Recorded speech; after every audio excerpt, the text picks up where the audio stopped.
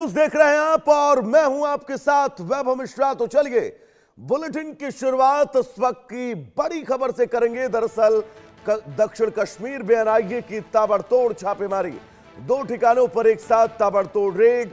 बिजबहरा के सिकौप में गुलाम नबी हाजम के घर पर रेड, दूरू के क्रीरी में सुहेल गनी भट्ट के घर पर भी कार्रवाई। दोनों ठिकानों पर एनआईए की जांच और तलाश जारी है। तो नेशनल इन्वेस्टिगेशन एजेंसी घाटी में लगातार एक्शन मूड में है। दक्षिण कश्मीर में बड़ी कार्रवाई जारी है। एनआईए की टीमें संबंधित पुलिस के साथ 2 अलग अलग ठिकानों पर एक साथ छापेमारी कर रही है। बिजबहरा के सिकौप इलाके में कथित ड्रग पेडलर गुलाम नबी हाजम के आवास पर तलाशी अभियान चल रहा है। वहीं दूरू के क्रीरी इलाके में सुहेल गनी भट्ट के घर पर भी एनआईए की टीम पहुंची है। दोनों स्थानों पर दस्तावेज और जरूरी संभावित सबूतों की जांच की जा रही है। सुरक्षा एजेंसियों की मौजूदगी में इस कार्रवाई को अंजाम दिया जा रहा है। फिलहाल छापेमारी से जुड़े विस्तृत आधिकारिक विवरण का इंतजार है। तो दक्षिण कश्मीर में एनआईए का बड़ा एक्शन लगातार जारी है। आतंकवाद और ड्रग पेडलर के खिलाफ ये बड़ा एक्शन। 2 ठिकाने ऐसे जिन ठिकानों को चिन्हित किया गया और अब नेशनल इन्वेस्टिगेशन एजेंसी ने इन दोनों ठिकानों पर सुबह सुबह रेड मारी है। एक साथ ये ताबड़तोड़ रेड जारी है और सबसे महत्वपूर्ण ये कि सुरक्षा के लिहाज से फिलहाल जम्मू कश्मीर पुलिस, स्थानीय इंटेलिजेंस साथ में है। आशिक मीर हमारे साथ जुड़े हुए हैं। आशिक, ये बहुत बड़ा एक्शन सुबह सुबह एनआईए का, एक बार इस एक्शन को लेकर अपडेट दीजिएगा। कौन कौन से ऐसे ठिकाने हैं जिन ठिकानों पर ये एनआईए की कार्रवाई जारी है?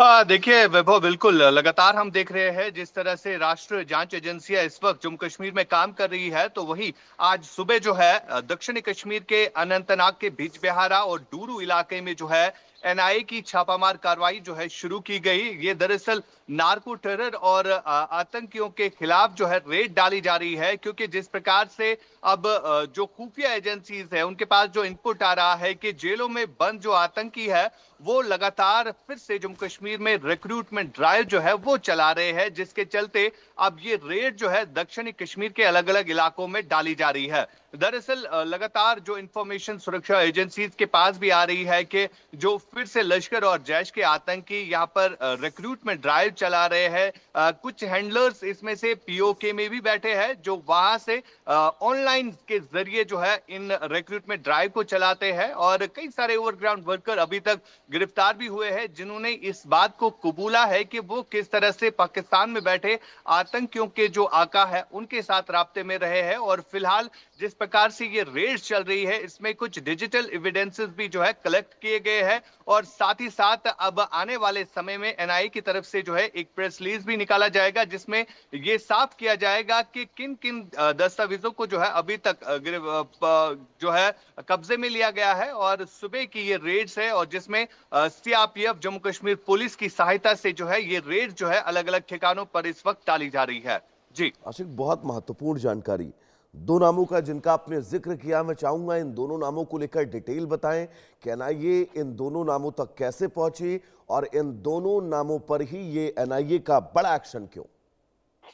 देखिए बिल्कुल अमित, लगातार हम देख रहे हैं एक तरफ से नार्को टेरर का थ्रेट जो है वो काफी ज्यादा बढ़ गया है और जिसके चलते लाइन ऑफ कंट्रोल के एरियाज में चौकसी जो है वो बढ़ा दी गई है। और कई बार देखा गया है कि जो ड्रग सप्लायर्स है वो ज्यादातर पीओके के इलाकों से जो है ड्रग सप्लाई करते हैं, जिसको रोकने के लिए जो है अब यहाँ पर जांच एजेंसियां काम कर रही है। साथ ही साथ अगर हम देखें जो आतंकी घटनाएं फिर से जम्मू कश्मीर में बढ़ गई है। अगर हम बीते महीने की बात करें जहां पहलगाम के बाद जो है अनंतनाग और साउथ कश्मीर के कुलगाम में जो है 2 आतंकी घटनाएं हुई, जिसके बाद अब जांच एजेंसियों ने जो है अपनी तफ्तीश तेज की और उसी के चलते जो है इस वक्त जो है ये रेड्स डाली जा रही है।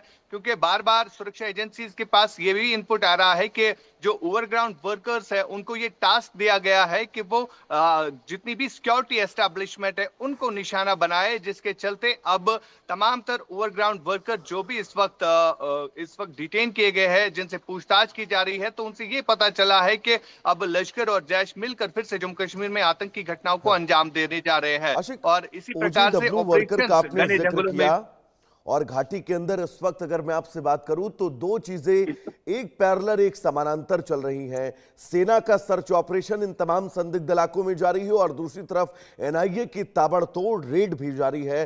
तो क्या ये मानकर चला जाए घाटी में जिस ऑपरेशन क्लीन को पिछले कई सालों से चलाया जा रहा है वो ऑपरेशन क्लीन अब अपनी बहुत बड़ी सफलता की ओर बढ़ रहा है?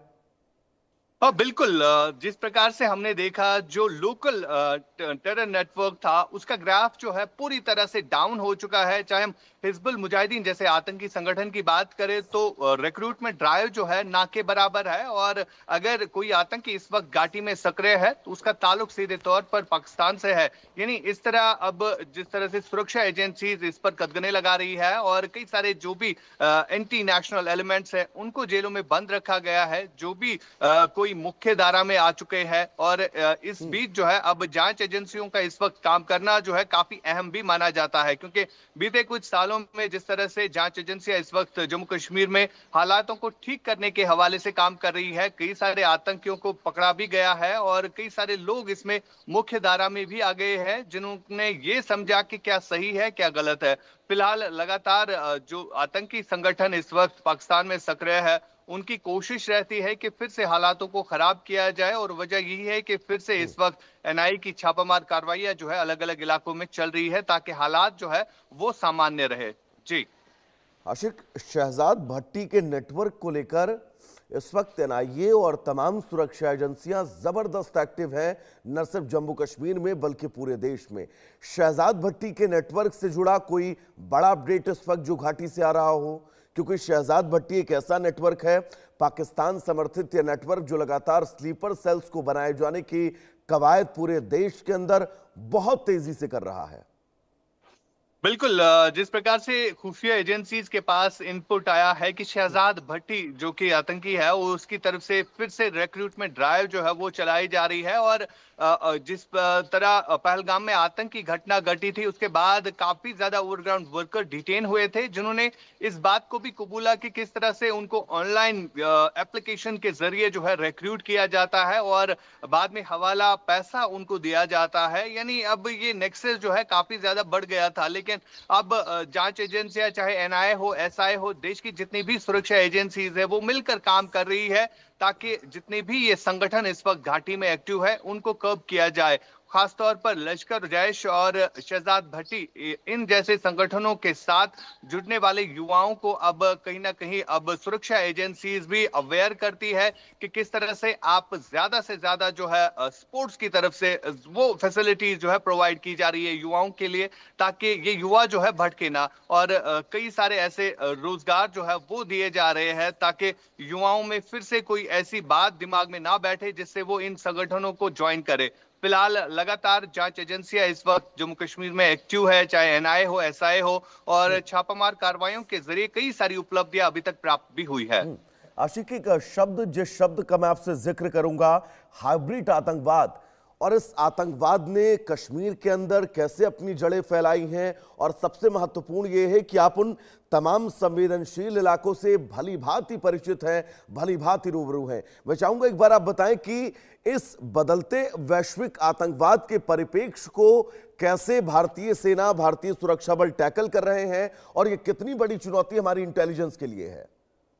देखिए अमित, जिस प्रकार से एक जो आतंकियों का पैटर्न होता है वो चेंज हुआ है। पहले ये आतंकी जो है रेजिडेंशियल एरियाज में पनाह लेते थे, और अब जिस प्रकार से इनको पीओके में ट्रेनिंग दी जाती है कि घने जंगलों में कैसे छुपना है, और उसी प्रकार से इस वक्त घने जंगलों को सुरक्षा बल जो है खंगाल रहे हैं। काफी चुनौतीपूर्ण भी रहता है घने जंगलों में ऑपरेशंस कंडक्ट करना, लेकिन इन तमाम चुनौतियों को पार करते हुए कई सारी उपलब्धियां जो है सुरक्षा बलों को अभी तक प्राप्त भी हुई है। अगर हम देखें घने जंगलों में ऑपरेशंस कंडक्ट करना जिसके लिए स्पेशल फोर्सेस रहती है, और भारतीय सेना के पास इस तरह की क्षमता है, चाहे हम पैरा कमांडोज की बात करें तो उनको इन घने जंगलों में इस वक्त उतारा जा रहा है ताकि ये जो हाइब्रिड आतंकी होते हैं इनका मुकाबला हो जाए। हालांकि आतंकी जो है मोबाइल कनेक्टिविटी से दूर ही रहते हैं, बल्कि इनके पास ऐसे डिवाइसेस होते हैं जिनके जरिए वो ट्रैक भी नहीं होते हैं, लेकिन काफी कठिन रहता है इन जंगलों में इनको ढूंढना और इन तमाम परिस्थितियों को पार करते हुए जो है लेकिन ये बिल्कुल ये मानकर सुरक्षा चला बल जाए हमारे कि जो है एक काम तरफ करते हैं। सेना का सर्च ऑपरेशन और दूसरी तरफ घाटी में एनआईए की ये ताबड़तोड़ रेड, ये तय है कि आतंकियों की कमर आने वाले वक्त में घाटी के अंदर जरूर तोड़